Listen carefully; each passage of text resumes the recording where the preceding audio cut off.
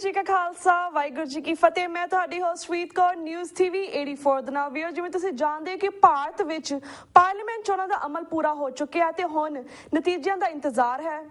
16 ਮਈ ਨੂੰ ਭਾਰਤੀ ਪਾਰਲੀਮੈਂਟ ਦੇ 572 ਲੋਕ ਸਭਾ ਹਲਕਿਆਂ ਦੇ ਚੋਣ ਨਤੀਜੇ ਸਾਹਮਣੇ ਆਣਗੇ। ਇਹਨਾਂ ਚੋਣਾਂ ਦੀ ਇੱਕ ਵਿਸ਼ੇਸ਼ਤਾ ਜਿੱਥੇ 66% ਤੋਂ ਜ਼ਿਆਦਾ ਵੋਟਰਾਂ ਵੱਲੋਂ ਆਪਣੇ ਵੋਟ ਦੇ ਹੱਕ ਦਾ ਇਸਤੇਮਾਲ ਕਰਨਾ ਹੈ, ਉੱਥੇ ਟ੍ਰੈਡੀਸ਼ਨਲ ਨੈਸ਼ਨਲ ਪੋਲੀਟੀਕਲ ਪਾਰਟੀਆਂ ਜਿਵੇਂ ਕਿ ਕਾਂਗਰਸ, ਬੀਜੇਪੀ ਨੂੰ ਆਮ ਆਦਮੀ ਪਾਰਟੀ ਵੱਲੋਂ ਕੀਤਾ ਗਿਆ ਪ੍ਰਭਾਵਸ਼ਾਲੀ ਚੈਲੰਜ ਵੀ ਹੈ।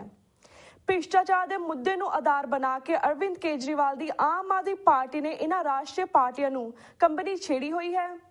ਭਾਵੇਂ ਵੱਖ-ਵੱਖ ਚੋਣ ਸਰਵੇਖਣਾਂ ਵਿੱਚ ਆਮ ਆਦਮੀ ਪਾਰਟੀ ਨੂੰ ਬਹੁਤ ਥੋੜੀਆਂ ਸੀਟਾਂ ਦਿੱਤੀਆਂ ਜਾ ਰਹੀਆਂ ਹਨ, ਪਰ ਫਿਰ ਵੀ ਰਾਸ਼ਟਰੀ ਪਾਰਟੀਆਂ ਨੂੰ ਆਮ ਆਦਮੀ ਪਾਰਟੀ ਤੋਂ ਡਰ ਲੱਗ ਰਿਹਾ ਹੈ।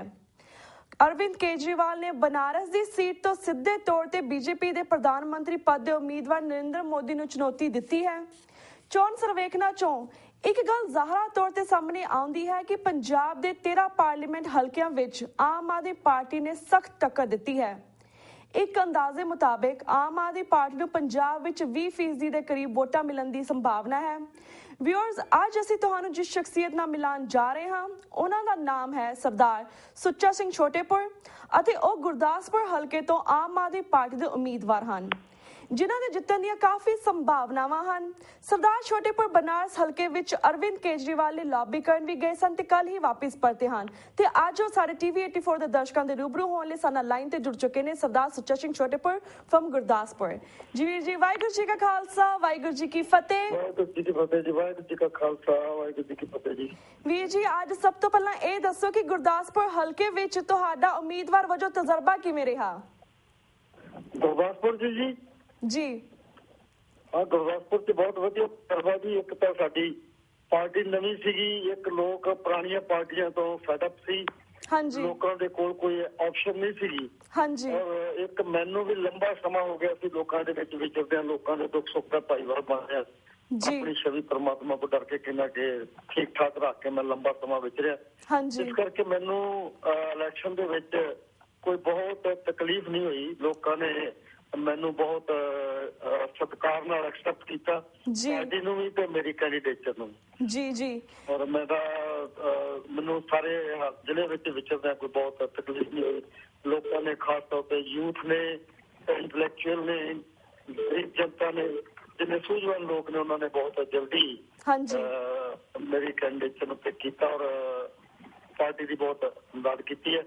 ਔਰ ਤੁਸੀਂ ਬਾਹਰ ਤੋਂ ਸੋਸ਼ਲ ਮੀਡੀਆ ਦਾ ਜਿਹੜਾ ਕੀਤਾ, ਇਹ ਵੀ ਇੱਕ ਮਿਰੇਕਲ ਆ। ਬਾਹਰ ਦੇ ਬੈਠੇ ਪੰਜਾਬੀਆਂ ਨੇ ਬਹੁਤ ਇਹਦੇ ਵਿੱਚ ਪਾਰਟੀਸਪੇਟ ਕੀਤਾ ਔਰ ਬੜਾ ਸਾਨੂੰ ਸਹਿਯੋਗ ਦਿੱਤਾ। ਇਸ ਕਰਕੇ ਮੇਰਾ ਅੱਛਾ ਪ੍ਰਭਾਵ ਔਰ ਮੈਨੂੰ ਲੱਗਦਾ ਕਿ ਬੜੀ ਕੰਫਰਟੇਬਲ ਸਾਡੀ ਜਿਹੜੀ ਜਿੱਤ ਆਮ ਆਦਮੀ ਪਾਰਟੀ ਦੀ ਹੋਵੇ। ਹਾਂਜੀ, ਤੇ ਵੀਰ ਜੀ ਵੀ ਦੱਸੋ, ਜਿਸ ਤਰ੍ਹਾਂ ਮੀਡੀਆ ਰਿਪੋਰਟਸ ਅਨੁਸਾਰ ਪੰਜਾਬ ਵਿੱਚ ਆਮ ਆਦਮੀ ਪਾਰਟੀ ਨੇ ਬਹੁਤ ਤਕੜੀ ਫਾਈਟ ਦਿੱਤੀ ਹੈ, ਤੁਸੀਂ ਪੰਜਾਬ ਦੇ ਚੋਣ ਨਤੀਜੇ ਕਿਵੇਂ ਵੇਖਦੇ ਹੋ ਓਵਰਆਲ? ਮੈਂ ਸਮਝਿਆ ਕਿ ਪੰਜਾਬ ਦੇ ਵਿੱਚ ਜਿਹੜੀ ਵੋਟਿੰਗ ਪਰਸੈਂਟੇਜ ਆ ਉਹ ਕਾਫੀ ਹੱਦ ਤੱਕ ਅਸੀਂ ਅਚੀਵ ਕਰਾਂਗੇ ਔਰ ਮੈਨੂੰ ਆਸ ਹੈ ਕਿ ਅਸੀਂ ਘੱਟੋ ਘੱਟ 5 ਸੀਟਾਂ ਜਿਹੜੀਆਂ ਉਹ ਆਪਾਂ ਖੜ ਸਕਦੇ ਹਾਂ ਜੀ। ਤੇ ਬਾਕੀ ਸੀਟਾਂ ਤੇ ਵੀ ਸਾਡੀ ਬੜੀ ਅੱਛੀ ਪਰਫਾਰਮੈਂਸ ਸਾਡੇ ਕੈਂਡੀਡੇਟ ਦੀ ਹੋਊਗੀ ਜੀ। ਬਿਲਕੁਲ। ਤੇ ਵੀਰ ਜੀ, ਤੁਸੀਂ ਜਿਸ ਤਰ੍ਹਾਂ ਹੁਣੇ ਬਨਾਰਸ ਤੋਂ ਪਰਤੇ ਹੋ, ਬਨਾਰਸ ਵਿੱਚ ਚੋਣ ਪ੍ਰੋਸੈਸ ਕਿਵੇਂ ਰਹੀ ਤੇ ਇਹ ਵੀ ਦੱਸੋ ਕਿ ਬਨਾਰਸ ਵਿੱਚ ਕਿੰਨੇ ਕੁ ਸਿੱਖ ਹਨ ਅਤੇ ਉਹਨਾਂ ਦਾ ਉਮੀਦਵਾਰਾਂ ਸੰਬੰਧੀ ਕੀ ਵਤੀਰਾ ਸੀ? ਲੋਕਾਂ ਨੇ ਉੱਥੇ ਵੀ ਜਿਹੜਾ ਯੂਥ ਪੜ੍ਹਿਆ ਲਿਖਿਆ ਬੰਦਾ ਹੈ ਉਹਨਾਂ ਨੇ ਤਾਂ ਕੇਜਰੀਵਾਲ ਨੂੰ ਬਹੁਤ ਮਨ ਕਰਕੇ ਐਕਸੈਪਟ ਕੀਤਾ। ਹਾਂਜੀ। ਔਰ ਜਿਹੜੀ ਮਿਨੋਰਿਟੀ ਨੇ ਵੀ ਉਹਨੂੰ ਬਹੁਤ ਚੰਗਾ ਫਲਾਇਆ। ਜਿਸ ਦਿਨ ਉਹਨਾਂ ਦਾ ਰੋਡ ਸ਼ੋਅ ਸੀ, ਮੈਂ ਇਹ ਕਹਿ ਸਕਦਾ ਕਿ ਸਾਡੀਆਂ ਆਸਾਂ ਉਮੀਦਾਂ ਤੋਂ ਕਿਤੇ ਵੱਧ ਰੋਡ ਸ਼ੋਅ ਸੀ, ਕਿਉਂਕਿ ਸਾਡੇ ਬੰਦੇ ਜਿਹੜੇ ਆ ਸਾਰੇ ਲੋਕਲ ਸੀਗੇ। ਦੂਜੀਆਂ ਪਾਰਟੀਆਂ ਨੇ ਸਾਰੇ ਬੰਦੇ ਬਾਹਰ ਦੇ ਦੇਸ਼ ਦੇ ਵੱਖ-ਵੱਖ ਹਿੱਸਿਆਂ ਤੋਂ, ਕਿਉਂਕਿ ਸਾਰੀਆਂ ਨੈਸ਼ਨਲ ਪਾਰਟੀਆਂ ਸੀ, ਉਹਨਾਂ ਬੰਦੇ ਇਕੱਠੇ ਕੀਤੇ ਹੋਏ ਸੀ। ਸਾਡੇ ਲੋਕ ਜਿਹੜੇ ਆਪਣੇ ਆਪ ਖੁਸ਼ ਹੋ ਕੇ ਆਏ ਸੀ ਔਰ ਬੜਾ ਲੰਬਾ ਸਮਾਂ ਜਿਹੜਾ ਰੋਡ ਸ਼ੋਅ ਹੈ ਉਹ ਰਾਤ ਦੇਰ ਤੱਕ ਚੱਲਦਾ ਰਿਹਾ, ਜਿਹਦੇ ਵਿੱਚ ਬਹੁਤ ਭਾਰੀ ਤਾਦਾਦ ਚ ਲੋਕਾਂ ਨੇ ਸ਼ਮੂਲੀਅਤ ਕੀਤੀ। ਮੈਂ ਸਮਝਦਾ ਕਿ ਬਾਕੀ ਰੋਡ ਸ਼ੋਅ ਦਾ ਇਹਨਾਂ ਦੇ ਨਾਲ ਕੋਈ ਕੰਪੈਰੀਜ਼ਨ ਨਹੀਂ ਸੀ। ਮੈਨੂੰ ਪੂਰਨ ਆਸ ਹੈ, ਜੋ ਮਰਜ਼ੀ ਅੱਗੇ ਪੋਲ ਵਾਲੇ ਕਹੀ ਜਾਣ, ਮੈਨੂੰ ਪੂਰਨ ਆਸ ਹੈ ਕਿ ਉੱਥੋਂ ਕੇਜਰੀਵਾਲ ਸਾਹਿਬ ਹਰ ਹਾਲਤ ਚ ਜਿੱਤਣਗੇ ਜੀ।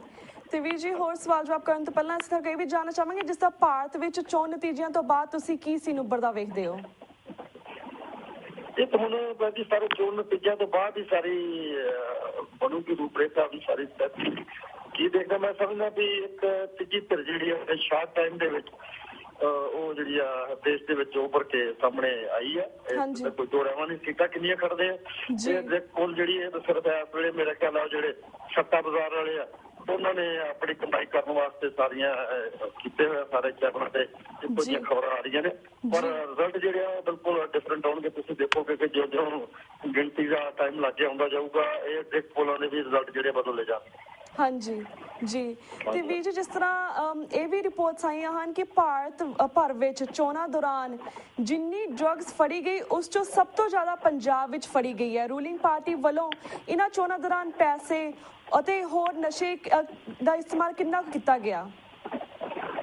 ਨਸ਼ਿਆਂ ਦਾ ਤੇ ਪੈਸੇ ਦਾ ਬੜਾ ਵੱਡੇ ਪੱਧਰ ਤੇ ਇਸਤੇਮਾਲ ਕਰਦੇ ਹੋਇਆ ਜੀ ਦੇਸ਼ 'ਚ ਵੀ ਹੋਇਆ ਪਰ ਕਿਉਂਕਿ ਸਾਡਾ ਫੀਲਡ ਕਿਉਂਕਿ ਅਸੀਂ ਬਹੁਤੇ ਆਪਣੀ ਇਲੈਕਸ਼ਨ ਦੇ ਵਿੱਚ ਇੱਥੇ ਬੀਤੀ ਰਹੇ ਇੱਥੇ ਸਾਨੂੰ ਸਾਰੀਆਂ ਖਬਰਾਂ ਮਿਲਦੀਆਂ ਰਹੀਆਂ ਪੈਸੇ ਦਾ ਇਸਤੇਮਾਲ ਤਾਂ ਬਹੁਤ ਵੱਡੇ ਪੱਧਰ ਤੇ ਹੋਇਆ। ਮੋਦੀ ਸਾਹਿਬ ਨੇ ਤਾਂ ਅਰਬਾਂ ਰੁਪਈਏ ਜਿਹੜੇ ਆ ਉਹ ਮੋਦੀ ਨੂੰ ਪ੍ਰਮੋਟ ਕਰਨ ਦੇ ਲਾਏ ਅਗਲੇ ਨੇ ਤਾਂ ਬਾਕੀ ਪੈਸਾ ਬਹੁਤ ਵੰਡਿਆ ਗਿਆ ਸਾਰਿਆਂ ਹਲਕਿਆਂ ਦੇ ਵਿੱਚ। ਕਾਂਗਰਸ ਨੇ ਵੀ ਤੇ ਬੀਜੇਪੀ ਨੇ ਦੋਵਾਂ ਦੇ ਕੋਲ ਕਾਰਪੋਰੇਟ ਹਾਊਸ ਵੀ ਨੇ ਦੋਵੇਂ ਪੁਰਾਣੀਆਂ ਪਾਰਟੀਆਂ ਨੇ ਦੋਵਾਂ ਨੇ ਲੁੱਟਮਾਰ ਬਹੁਤ ਕੀਤੀ ਹੋਈ ਹੈ ਜੀ। ਔਰ ਮੈਂ ਤਾਂ ਇਹ ਕਹਿ ਸਕਦਾ ਵੀ ਸਾਡੇ ਹਲਕੇ ਦੇ ਵਿੱਚ ਬਾਜਵਾ ਤੇ ਵਿਨੋਦ ਖੰਨੇ ਨੇ ਜੋ ਮੇਰੇ ਕੋਲ ਇਨਫੋਰਮੇਸ਼ਨ ਆ ਵੀ ਉਹਨਾਂ ਨੇ 100 ਕਰੋੜ ਦੇ ਕਰੀਬ ਜਿਹੜਾ ਪੈਸਾ ਵੰਡਿਆ ਵਾ ਤੇ ਸ਼ਰਾਬਾਂ ਵੰਡੀਆਂ ਬਹੁਤ ਥਾਈਂ ਇਹਨਾਂ ਦੀਆਂ ਸ਼ਰਾਬਾਂ ਫੜੀਆਂ ਗਈਆਂ ਉਹ ਇਹਨਾਂ ਨੇ ਦੂਜੇ ਆਮ ਬੰਦੇ ਸਧਾਰਨ ਬੰਦਿਆਂ ਤੇ ਖਵਾ ਬੂ ਕੇ ਉਹ ਸਾਰਾ ਕੁਝ ਡਿਲੀਟ ਕਰ ਦਿੱਤਾ। ਕੋਈ ਬਹੁਤਾ ਇੱਕ ਦਿਨ ਖਬਰਾਂ ਆਈਆਂ ਨੇ ਕਿ ਬਾਜਵੇ ਦੀ ਸ਼ਰਾਬ ਫੜੀ ਗਈ ਹੈ ਤੇ ਇੱਕ ਖੰਨੇ ਦੀ ਸ਼ਰਾਬ ਫੜੀ ਗਈ ਹੈ। ਇਹਨਾਂ ਨੇ ਲੋਕਾਂ ਨਾਲ ਦਬਕੇ ਵੀ ਲੋਕਾਂ ਨੂੰ ਬਹੁਤ ਮਾਰੇ ਆ ਤੇ ਪੈਸਾ ਵੀ ਬਹੁਤ ਵੰਡਿਆ। ਸਰਕਾਰ ਨੇ ਇਹਨਾਂ ਲੋਕਾਂ ਨੂੰ ਇਹਨਾਂ ਦੇ ਜਿਹੜੇ ਹਰੇ ਤੇ ਜਿੱਤੇ ਐਮਐਲਏ ਸੀ ਲੋਕਾਂ ਨੂੰ ਕਿੰਨਾ ਇਹਨਾਂ ਨੇ ਡਰਾਇਆ ਧਮਕਾਇਆ ਵਾ ਜਿਹੜੀਆਂ ਵੋਟਰ ਮਸ਼ੀਨਾਂ ਸਾਹਮਣੇ ਹੋਣੀਆਂ ਨੇ ਸਾਹਮਣੇ ਬਾਹਰ ਮੋਹਰਾਂ ਲਵਾਉਣੀਆਂ ਨੇ ਹਾਲੇ ਸਾਡੇ 3 ਸਾਲ ਰਹਿੰਦੇ ਨੇ ਅਸੀਂ ਯਾਦ ਕਰ ਦੇਣਗੇ ਜੇ ਕਰ ਦੇਣਗੇ ਬਹੁਤ ਬੰਦਿਆਂ ਨੂੰ ਜਿਹੜੇ ਕਾਰੋਬਾਰ ਵਾਲੇ ਬੰਦੇ ਸੀ ਮੁਲਾਜ਼ਮ ਸੀ ਬਹੁਤ ਉਹਨਾਂ ਨੂੰ ਡਰਾਇਆ ਗਿਆ ਪਰ ਇਹਦੇ ਬਾਵਜੂਦ ਵੀ ਮੈਂ ਸਮਝਦਾ ਕਿ ਰਿਜ਼ਲਟ ਜਿਹੜੇ ਬਹੁਤ ਵਧੀਆ ਹੋਣਗੇ ਆਮ ਆਦਮੀ ਪਾਰਟੀ ਦੇ ਹੱਥ 'ਚ। ਔਰ ਇਹਨਾਂ ਦੀ ਜਿਹੜੀ ਕਾਰਗੁਜ਼ਾਰੀ ਹੈ ਦਬਕੇ ਆ ਜੋ ਇਹਨਾਂ ਨੇ ਸ਼ਰਾਬਾਂ ਵੰਡੀਆਂ ਪੈਸੇ ਵੰਡੇ ਆ ਇਹਦਾ ਥੋੜਾ ਬਹੁਤਾ ਤਾਂ ਫਰਕ ਪਊਗਾ ਪਰ ਮੈਂ ਸਮਝਦਾ ਵੀ ਜਿਹੜੀ ਆਉਣ ਵਾਲੀਆਂ ਅਸੈਂਬਲੀ ਦੀਆਂ ਇਲੈਕਸ਼ਨਾਂ ਨੇ ਉਹਦੇ ਵਿੱਚ ਤੁਸੀਂ ਦੇਖੋਗੇ ਰਿਜ਼ਲਟ ਬਿਲਕੁਲ ਮੇਰੇ ਕੋਲ ਆਉਣਗੇ ਬਿਲਕੁਲ ਲੋਕ ਸਫਾਈ ਕਰ ਦੇਣਗੇ ਨਾਲ। ਹਾਂਜੀ ਜੀ ਤਾਂ ਵੀਰ ਜੀ ਤੁਸੀਂ ਬਨਾਰਸ ਦੇ ਵਿੱਚ ਅਰਵਿੰਦ ਕੇਜਰੀਵਾਲ ਜੀ ਨੂੰ ਸਪੋਰਟ ਕਰਨ ਗਏ ਸੀਗੇ ਉਸ ਵੇਲੇ ਉਹਨਾਂ ਨੇ ਅਰਵਿੰਦ ਕੇਜਰੀਵਾਲ ਨੇ ਬੀਜੇਪੀ ਦੇ ਪ੍ਰਧਾਨ ਮੰਤਰੀ ਪਦ ਦੇ ਉਮੀਦਵਾਰ ਨਰਿੰਦਰ ਮੋਦੀ ਨੂੰ ਜਿਸ ਤਰ੍ਹਾਂ ਚੈਲੰਜ ਕੀਤਾ ਹੈ ਚੈਲੰਜ ਬਾਰੇ ਤੁਸੀਂ ਕੀ ਕਹਿਣਾ ਚਾਹੋਗੇ? ਦੇਖੋ ਜੀ ਮੈਂ ਇੱਕ ਵੱਖਰੀ ਕਿਸਮ ਦਾ ਬੰਦਾ ਜੀ ਕੇਜਰੀਵਾਲ ਸਾਹਿਬ ਇਹੋ ਜਿਹੇ ਬੰਦੇ ਜਿਹੜੇ ਸਦੀਆਂ ਬਾਅਦ ਪੈਦਾ ਹੁੰਦੇ ਆ ਜਿਹਨਾਂ ਨੇ ਚੈਲੰਜ ਕਰਕੇ ਵੇਖੋ ਪਹਿਲਾਂ ਉਹਨਾਂ ਦੇ ਇਲੈਕਸ਼ਨ ਜਦੋਂ ਨਵੀਂ ਪਾਰਟੀ ਬਣੀ ਆ ਪਾਰਟੀ ਦੀ ਏਜ 3 ਮਹੀਨੇ ਦੀ ਸੀ ਉਹਨਾਂ ਕਿਹਾ ਮੈਂ ਚੀਫ ਮਿਨਿਸਟਰ ਦੇ ਉਲਟ ਇਲੈਕਸ਼ਨ ਲੜਨਾ ਜਿਹਦੇ ਕੋਲ ਪੈਸਾ ਸੀ ਪਾਵਰ ਸੀ ਸਾਰਾ ਕੁਝ ਸੀ ਮਨੀ ਪਾਵਰ ਸੀ ਮਸਲ ਪਾਵਰ ਸੀ ਉਹਨੇ ਚੈਲੰਜ ਕੀਤਾ ਔਰ ਪਰਮਾਤਮਾ ਨੇ ਉਹਦੀ ਮਦਦ ਕੀਤੀ ਉੱਥੇ ਜਿੱਤਿਆ।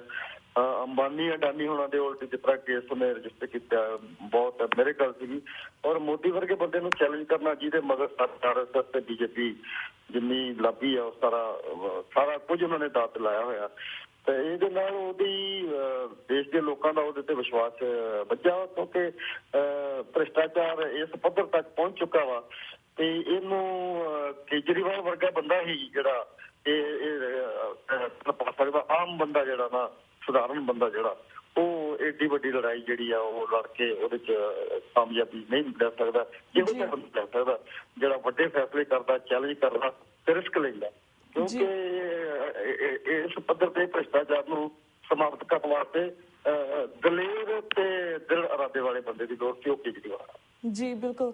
ਤੇ ਵੀਰ ਜੀ ਸਾਡੇ ਕੋਲ 2 ਮਿੰਟ ਰਹਿ ਗਏ ਨੇ ਐਟ ਦੀ ਐਂਡ ਜਿਸ ਤਰ੍ਹਾਂ ਤੁਹਾਨੂੰ ਪੂਰੀ ਦੁਨੀਆ ਦੇ ਵਿੱਚ ਸਿੱਖ ਸੰਗਤਾਂ ਸਾਡੇ ਟੀਵੀ 84 ਦੇ ਦਰਸ਼ਕਾਂ ਵੇਖ ਰਹੇ ਨੇ ਸੁਣ ਰਹੇ ਨੇ ਤੁਸੀਂ ਉਹਨਾਂ ਨੂੰ ਕੋਈ ਸੁਨੇਹਾ ਦੇਣਾ ਚਾਹੋਗੇ ਟੀਵੀ 84 ਦੇ ਮਾਧਿਅਮ ਰਾਹੀਂ?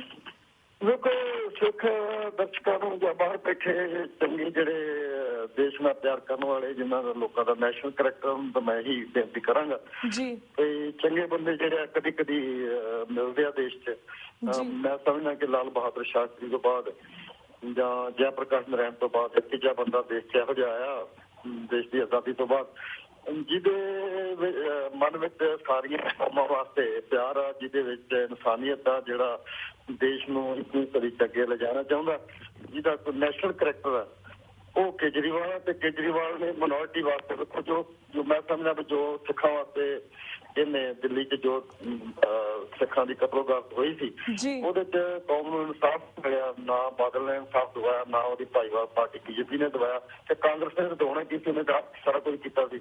ਇਹ ਇੱਕ ਬੰਦਾ ਆਇਆ ਜਿਹਨੇ ਸਾਡੇ ਵਾਸਤੇ ਆਹ ਦਾ ਨਾਰਾ ਨਹੀਂ ਮੇਰਾ ਮਾਰਿਆ, ਪ੍ਰੈਕਟੀਕਲ ਕੋਈ ਕਰਕੇ ਦੱਸਿਆ।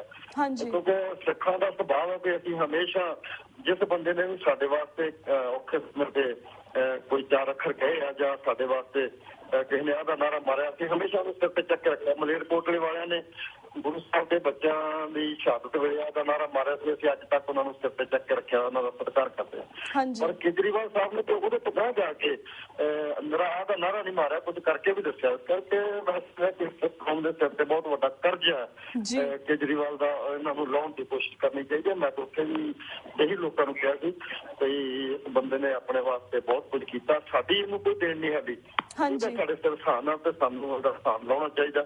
ਇਹੋ ਜਿਹਾ ਬੰਦਾ ਜਿਹੜਾ ਇਹਦੇ ਹੱਥਾਂ 'ਚ ਦੇਸ਼ ਸੁਰੱਖਿਅਤ ਹੈ, ਤੇ ਇਹਦੇ ਹੱਥਾਂ 'ਚ ਮਿਨੋਰਿਟੀ ਹੈ ਉਹ ਸੁਰੱਖਿਅਤ ਰਹਿ ਸਕਦੀ ਹੈ।